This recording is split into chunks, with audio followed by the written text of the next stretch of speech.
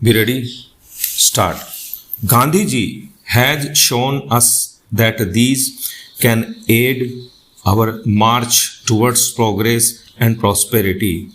He was not against industrialization or mechanization, but he said that it should not be at the cost of losing our human dignity or moral values. He wanted, above all, that the scientific knowledge and achievements should subserve humanity and humanity not be dominated or engulfed by them. That is why he stressed the dignity of labor throughout his life. In developing countries, especially in India, agriculture has to be greatly accelerated and given its due place. The yield from the land has to be improved by adopting modern technique like increased use of fertilizers, pesticides, improved seeds, better farming techniques, and application of better tools. By adopting all these techniques, India could double its food production in the last 2 decades. We have already made remarkable progress in this sphere.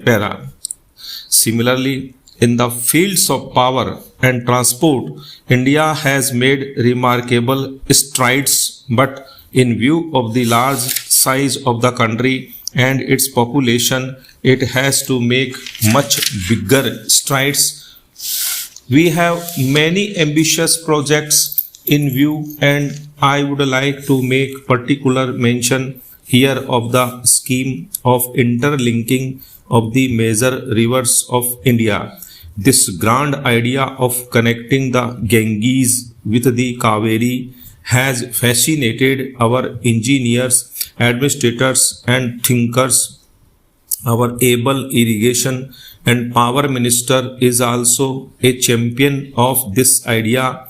Once this project materializes, we would have taken a major step to do away with the vagaries of the monsoon. A large part of the country would thus be assured of irrigation, and this would increase our agricultural production tremendously.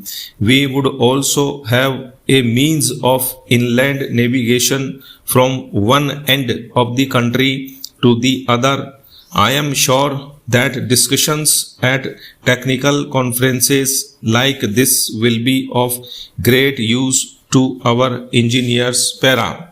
Water and air are life-sustaining elements which we have to keep free from impurities. The growing population and industrial and agricultural advances have been increasing, drawing upon our limited water resources. A time has therefore come when engineers have to devise ways of not only conserving water but also of recovering it from the industrial wastes. New approaches of securing fresh water through desalination, artificial rain, etc. have to be pursued. Education is not and cannot be the monopoly of any section of a community. If it is allowed to be so, it would amount to a perpetuation of economic and social inequalities. In our striving for the betterment of the lot of the common man, we have to constantly remind ourselves that equality is a precondition for lifting a society out of poverty. In the provision of education and educational facilities, there can be no bias as between rural and urban areas.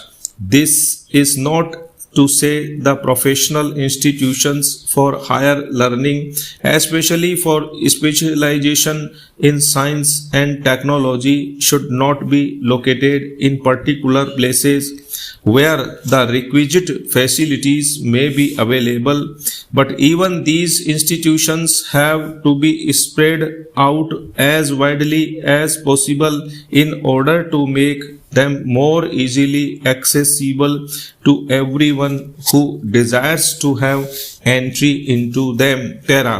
Another aspect of education which I would like to touch upon is student-teacher relationship.